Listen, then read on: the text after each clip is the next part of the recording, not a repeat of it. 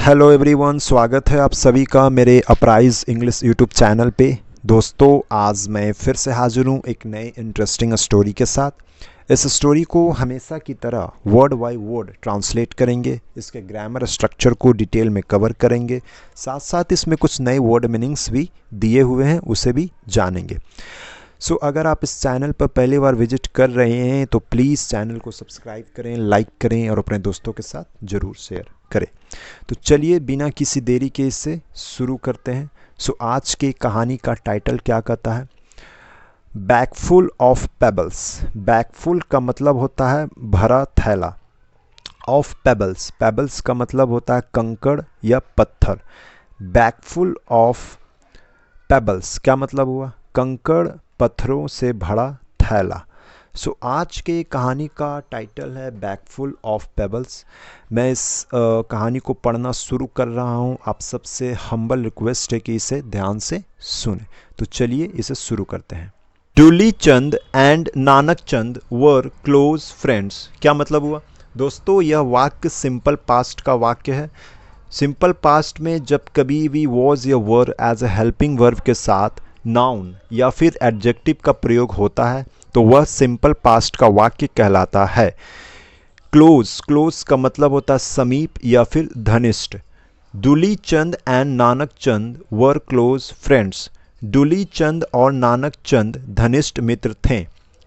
Duli Chand had wisely saved some money to make provisions for his old age।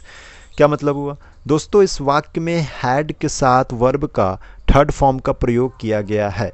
यह एक past perfect tense का वाक्य है, जो कि पास्ट परफेक्ट टेंस में हमेशा had के साथ वर्ब का थर्ड फॉर्म का प्रयोग किया जाता है। वाइजली, वाइजली का मतलब होता है समझदारी से। यह एक एडजेक्टिव है, यह एक एडवर्ब है, इसे आप नोट कर सकते हैं। Duli Chand had wisely saved some money to make provisions. Provisions का मतलब होता है प्रावधान।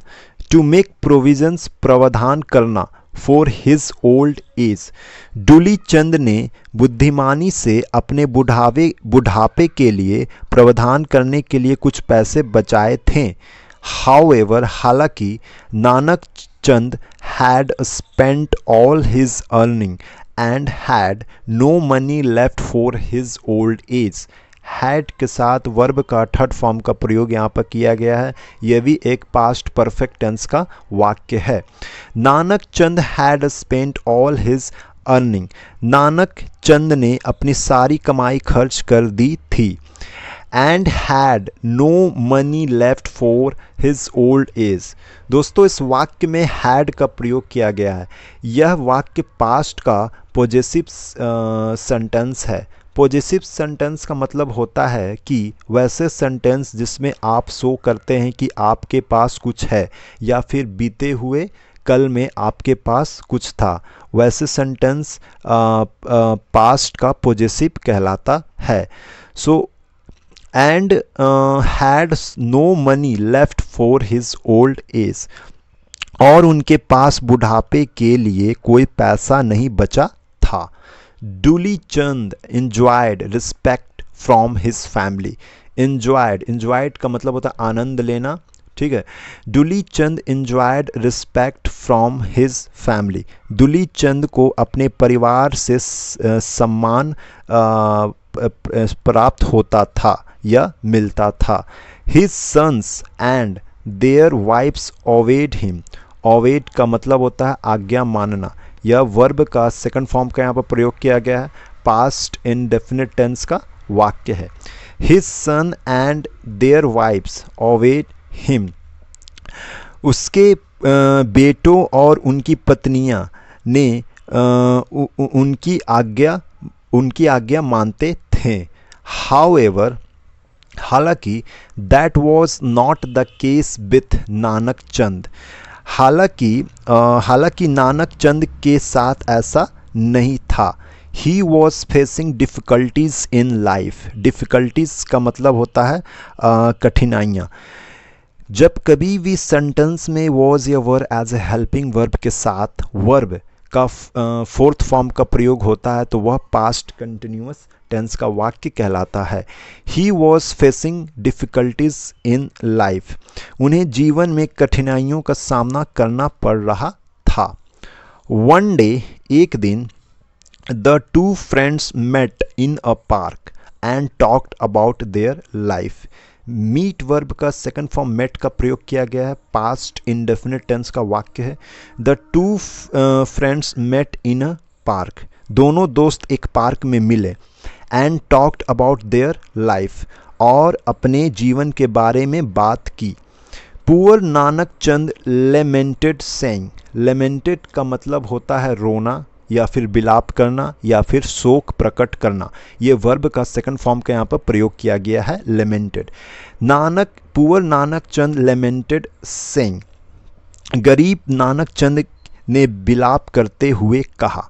Brother, I am in deep trouble, trouble का मतलब होता है परेशानी। भाई मैं बहुत संकट में हूँ। ठीक है, आगे देखेंगे। My son does what his wife tells him to do, मेरा बेटा वही करता है जो उसकी पत्नी उसे करने के लिए कहती है। दे don't respect me at all, दोस्तों यह जो वाक्य है यह प्रेजेंट इंडेफिनिट टेंस का नेगेटिव वाक्य है जो कि डू नॉट के साथ वर्ब का फर्स्ट फॉर्म का प्रयोग करते हैं।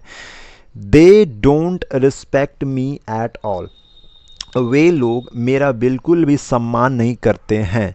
They have crossed their limits so much so that my cot is put outside my own house. Have के साथ वर्ब का थर्ड फॉर्म का प्रयोग किया गया है। यह एक प्रेजेंट परफेक्ट टेंस का वाक्य है। लिमिट्स का मतलब होता है सीमाएं। They have crossed their limits so much, उन्होंने अपनी सीमाएं इतनी पार कर ली है कि that my cot is put outside my own house. My cot का मतलब होता है खाट, खटिया या फिर चरपाई। ठीक है, that my cot is put outside my own house, मेरी खाट या मेरी खटिया मेरे ही घर के बाहर बिछी हुई है। सो पूरे वाक्य का क्या मतलब हुआ? They have crossed their limits so much so that my cot is put outside my own house, उन्होंने अपनी सीमाएं इतनी पार कर ली है कि मेरा खाट, मेरी खटिया मेरे ही घर से बाहर बिछी हुई है। Sometimes I wish to go away, sometimes कभी कभी, I wish to go away मैं दूर जाने का सोचता हूँ। Where can you go in this old age, दोस्तों यह एक इंट्रोगेटिव वाक्य है, प्रश्नवाचक वाक्य है WH फैमिली का। Where can you go in this old age, इस बुढ़ापे में आप कहाँ जा सकते हो। रिमेंबर, याद रखें, I always asked you to have something for old age. Always का मतलब होता है हमेशा, मैंने हमेशा आपसे बुढ़ापे के लिए कुछ बचाने के लिए कहा था। You never listened to me, never का मतलब होता है कभी नहीं, यह एक एडवर्ब है, इसे आप नोट कर सकते हैं। लिसन वर्ब का सेकंड फॉर्म लिसन्ड का प्रयोग किया गया है। लिसन के साथ हमेशा टू प्रीपोजिशन का प्रयोग हम लोग करते हैं। You never listened to me, आपने कभी मेरी बात नहीं सुनी। ठीक है, now do as I tell you, अब जैसा मैं तुमसे कहता हूं वैसा करो। This trick will change your luck said Dulichand, will के साथ वर्ब का फर्स्ट फॉर्म का प्रयोग किया गया है। यह एक फ्यूचर इनडेफिनिट टेंस का वाक्य है। ट्रिक का मतलब होता है टोटका या फिर उपाय। लक किस्मत या फिर भाग्य। This trick will change your luck, यह उपाय आपकी किस्मत बदल देगी। सेड डुलीचंद ने कहा। डुलीचंद विस्फर्ड का मतलब होता है फुसफुसाया। डुलीचंद फुसफुसाया। Get a pot full of iron pieces in the shape and size of gold coins and put them in a brass pot. Brass का मतलब होता है पीतल या फिर तांबा। गेट अ पॉट पॉट का मतलब होता है POT, इसे पॉट कहते हैं। पॉट का मतलब होता है पात्र, हंडिया या किसी प्रकार का बर्तन। Gate a pot full of iron pieces in the shape and size of gold coins. क्या मतलब हुआ? सोने के सिक्के के आकार के लोहे के टुकड़े से भरा एक बर्तन लो, and put them in a brass pot, और उन्हें एक पीतल के बर्तन में रख दो। Close the pot's mouth as tightly as one seals a treasure. Treasure का मतलब होता है खजाना।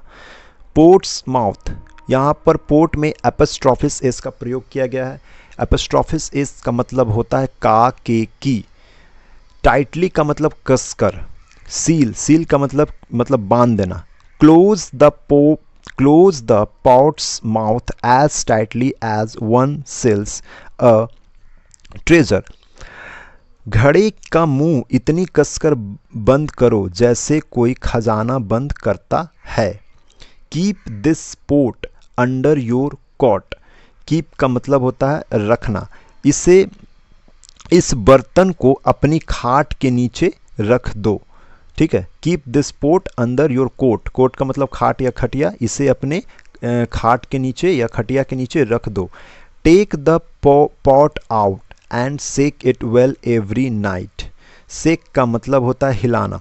ठीक है, हर रात बर्तन को बाहर निकाल कर और उसे अच्छी तरह से हिलाओ। The sound of iron pieces will trick your son and his wife into believing that you have a treasure of gold coins in the pot. The sound of iron pieces. The sound of iron pieces will trick. will के साथ verb का first form का प्रयोग किया गया। यह भी एक फ्यूचर इंडेफिनिट टेंस का वाक्य है।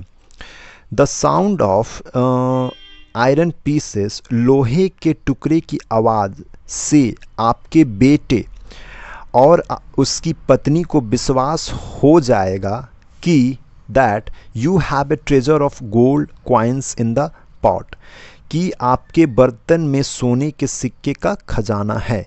Their attitude towards you will change automatically. Automatically का मतलब होता है खुद ब खुद। यह एक एडवर्ब है, इसे भी आप नोट कर सकते हैं।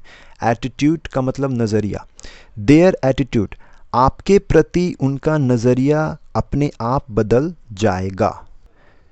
नेक्स्ट डे, अगले दिन, Nanak Chand followed his friend's advice. Advice का मतलब होता है सलाह या फिर परामर्श। फॉलो वर्ब का सेकंड फॉर्म फॉलोड का प्रयोग किया गया है। यह एक पास्ट इंडेफिनिट टेंस का वाक्य है। अगले दिन नानक चंद ने अपने मित्र की सलाह मानी। एंड डिड एज सजेस्टेड, और जैसा सुझाव दिया वैसा ही किया। सजेस्ट का मतलब सुझाव देना। Every night before going to sleep he would take out the pot and shake it well to make jingling sounds. Jingling का मतलब होता है झंझनाहट या फिर टन टन की आवाज़। टेक आउट का मतलब होता है कि निकालना। शेक का मतलब होता है हिलाना। Every night before going to sleep he would take out the pot and shake it well to make jingling sounds. क्या मतलब हुआ? हर रात सोने से पहले वह बर्तन निकालता और उसे अच्छे से हिलाता जिससे झंझनाहट की आवाज़ आती। One night, Nanak Chand's daughter-in-law heard the jingling noise. Here verb का सेकंड फॉर्म heard का प्रयोग किया गया है। यह भी एक पास्ट इंडेफिनिट टेंस का वाक्य है। डॉटर इन लॉ बहू या फिर पुत्र बधू। Nanak Chand's daughter in law, Nanak Chand की बहू को झंझनाहट की आवाज़ सुनाई दी। She looked outside and saw him shaking the pot. Look verb का सेकंड फॉर्म लुक्ड का यहाँ पर प्रयोग किया गया है। उसने बाहर देखा और उन्हें बर्तन को हिलाते हुए देखा। She quickly informed her husband. Informed का मतलब होता है सूचित करना। क्विकली एक एडवर्ब है, इसे आप नोट कर सकते हैं। क्विकली का मतलब होता है तुरंत। She quickly informed her husband, उसने तुरंत अपने पति को सूचित किया। Look your old father has been befooling us. Befooling का मतलब होता है मूर्ख बनाना। दोस्तों हैज़ बीन के साथ वर्ब का फोर्थ फॉर्म का यहाँ पर प्रयोग किया गया है। यह एक प्रेजेंट परफेक्ट कंटिन्यूअस टेंस का वाक्य है। प्रेजेंट परफेक्ट कंटिन्यूअस टेंस में हैज़ बीन के साथ वर्ब का फोर्थ फॉर्म का प्रयोग करते हैं। लुक, देखो तुम्हारे बूढ़े पिता हमें बेवकूफ़ बना रहे हैं। He has a pot full of gold coins. उनके पास सोने के सिक्कों से भरा एक बर्तन है। The son was equally amazed at the sight of the pot. Equally का मतलब होता है समान रूप से। यह भी एक एडवर्ब है, इसे आप नोट कर सकते हैं। अमेज्ड का मतलब आश्चर्यचकित। घड़े को देखकर बेटा भी उतना ही आश्चर्यचकित हुआ। ही सेड, उसने कहा, दैट इज़ इम्पॉसिबल, यह असंभव है। If he had any money he would have told me. यह एक कंडीशनल का सेंटेंस है, ठीक है। If he had any money he would have told me. अगर उनके पास पैसे होते तो वो मुझे ज़रूर बताते। These old man are very secretive. Secretive का मतलब होता है गुप्त रखना। दीज ओल्ड मैन, इसे मैन नहीं इसे मैन पढ़ते हैं, एक से ज़्यादा है इसलिए यहाँ पर मैन लिखा हुआ है। These old man are very secretive.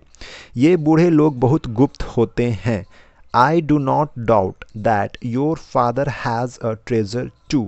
Do not के साथ वर्ब का फर्स्ट फॉर्म का प्रयोग किया गया है। यह एक प्रेजेंट इंडेफिनिट टेंस का नेगेटिव वाक्य है। I do not doubt that your father has a treasure too. मुझे इसमें कोई संदेह नहीं है कि तुम्हारे पिता के पास भी खजाना है। I will treat him well. Will के साथ वर्ब का फर्स्ट फॉर्म का प्रयोग किया गया है। यह एक फ्यूचर इंडेफिनिट टेंस का वाक्य है। I will treat him well said the daughter in law. I will treat, उनके साथ अच्छा व्यवहार करूंगी। Said the daughter in law, बहू ने कहा।